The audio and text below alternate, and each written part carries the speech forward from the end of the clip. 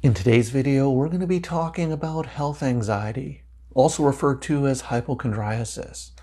I'll be talking about some of the symptoms of health anxiety and the various problems it can cause in a person's life.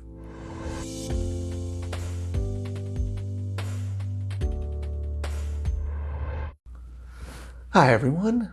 Anxiety and worries about health are some of the most common concerns that people have. This tends to be associated with fear of sickness, pain, disability, or even death.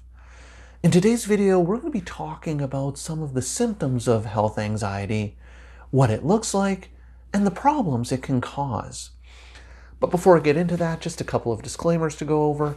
I'm a registered psychologist in the province of British Columbia, Canada, and this video is for informational purposes only. It is not intended as a substitute or replacement for advice from your doctor or mental health professional. Now, with those things out of the way, let's start talking about health anxiety. Now, there are a variety of different terms that are used for health anxiety. The most common of which is hypochondriasis. More recently, it's been referred to in the actual diagnostic term has been changed to illness anxiety disorder. But regardless of what it's called, at the core of it, health anxiety is associated with a preoccupation around having or developing a serious, undiagnosed medical illness or disease. Illness anxiety disorder is not the anxiety that a person might have if they were actually diagnosed with a serious medical condition like cancer. It's the anxiety associated with the fear of potentially developing cancer or fear of having cancer that hasn't yet been diagnosed. In health anxiety, physical symptoms of an illness are typically not present, or if there are any physical symptoms present, they tend to be very mild in intensity. So for example, I might be experiencing headaches and fear that the headaches are a sign of a brain tumor. But the headaches tend to come and go. They're not associated with any other problematic symptoms that might indicate some underlying neurological condition. And the headaches only seem to come up when I'm under stress or when I haven't drank enough water that day. So it's very transient or mild symptoms. But one of the key points in health anxiety is that the person's distress and anxiety isn't related to the physical complaints themselves, but rather the anxiety relates to the meaning or the significance or the interpretation of those physical complaints. So it's not so much that I'm anxious or worried about the occasional headaches themselves, but more so my anxiety is about my perception or my belief that the headaches are a sign of some more serious neurological condition or some type of brain tumor. And associated with the health anxiety tends to be a preoccupation with my health condition or the perceived underlying disease that I believe I might have. So I might start researching symptoms of the condition online or go down the anxiety-provoking rabbit hole of information gathering about all of the horrific symptoms and outcomes that may happen to me because I have this undiagnosed brain condition, this undiagnosed health condition. I might become easily alarmed or scared by hearing about someone else having developed the condition that I'm worrying about, or reading health-related news stories about that condition. The interesting thing about hypochondriasis or health anxiety is that the concerns and anxiety about the undiagnosed disease don't really seem to respond to evidence that there's nothing serious at play. So for example, medical reassurance from a doctor or negative diagnostic test results or having mild or passing symptoms don't tend to result in any lasting relief or reduction in my health anxiety. A person with health anxiety may seek out medical advice or assessment from their doctor, but then the doctor's attempts to reassure the person actually serve the opposite person.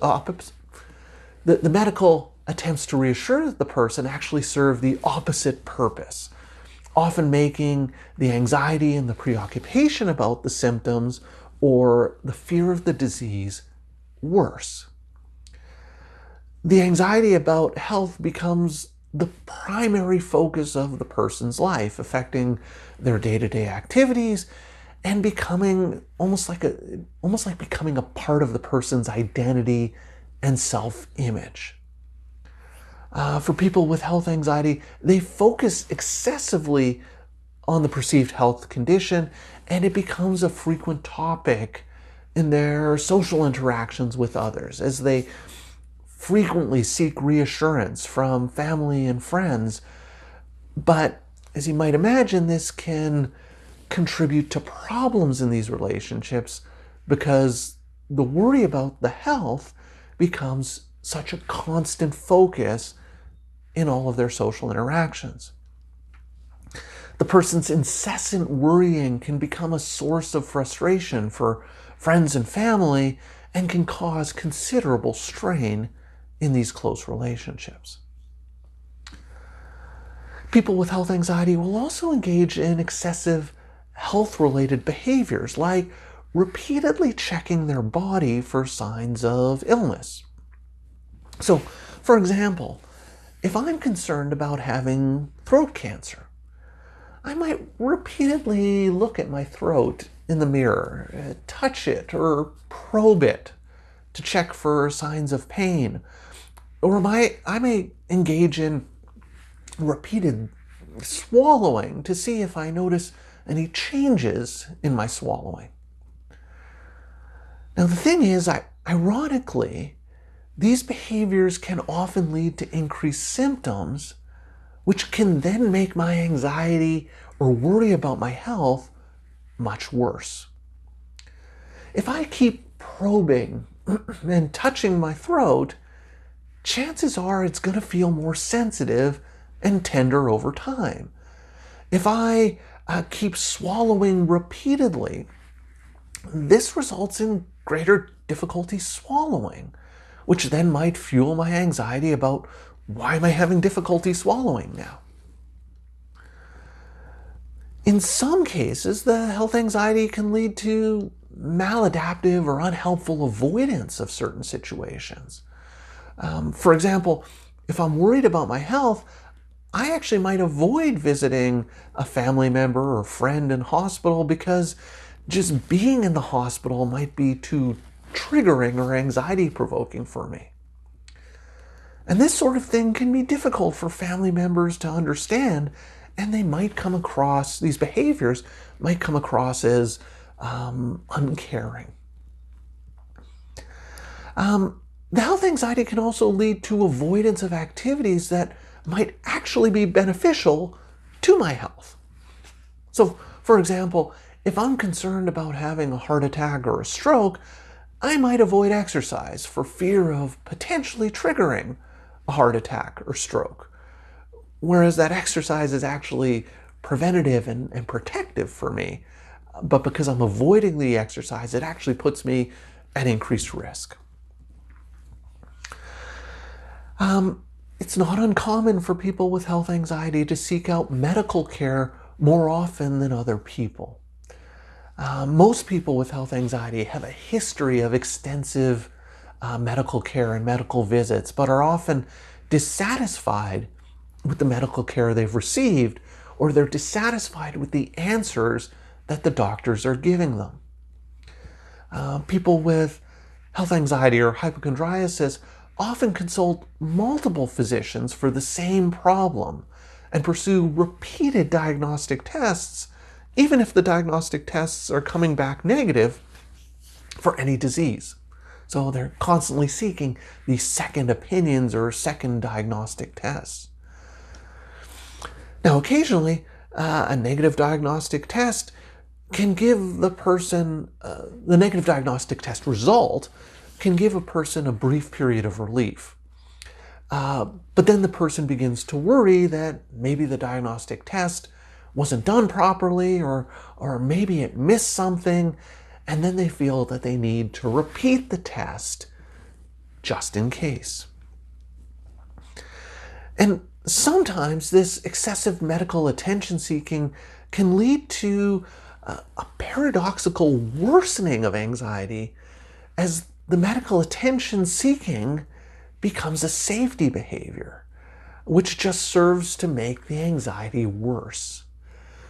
And if you're interested in learning more about how safety behaviors make anxiety worse, I've done a number of videos about this, and I'd encourage you to take a look at those if you're interested in learning more about the role of safety behaviors in anxiety, not just in health anxiety, but other anxiety conditions as well. Additionally, though, back to medical attention seeking, the excessive medical attention seeking can lead to new symptoms or medical problems, and these are sometimes referred to as iatrogenic complications. So, for example, I may have some concerns about some gastrointestinal symptoms that I've been having, and this might result in me getting a colonoscopy. And colonoscopies can be a very invasive procedure with side effects being things like belly pain, bleeding, bloating, or infection. And these symptoms can then serve as a further source of anxiety, further symptoms for me to now worry about that were actually caused by the colonoscopy. And finally, people with illness anxiety disorder tend to be generally unhappy with the medical care they receive, and they find it unhelpful or invalidating. They can often feel that they're not being taken seriously by their doctor, and at times these concerns may actually be justified. Sometimes physicians dealing with individuals with health anxiety can become dismissive, assuming that every complaint the patient presents with is due to their anxiety, and they may not investigate the complaints or the concerns fully. Additionally, this can also lead to challenges in the doctor-patient relationship, as the doctor can become increasingly frustrated with the repeated reassurance seeking of the patient, leading to the person with health anxiety perceiving that their doctor might not be treating them adequately, and therefore they need to seek advice from other doctors. And this results in something we call doctor shopping. So those are some of the characteristics of health anxiety and hypochondriasis. I hope that gives you a better sense of some of the features and complexities of health anxiety. It can be an incredibly debilitating condition that affects a person's functioning in all areas, including their interpersonal relationships, their work functioning, and their participation in recreational or enjoyable activities. Now, I'm going to be posting future videos on approaches and tools to manage health anxiety, so I hope you'll keep an eye out for those videos when they come out. I'd love to hear your thoughts and ideas or questions about this, so please leave me some comments in the comments section down below. If you've been enjoying my videos and would like to see more, please hit that subscribe button and notification bell, and you'll be alerted every week when I post a new video. So that's all for today's video. As always, thank you for making it all the way to the end of this video, and I will see you in the next one.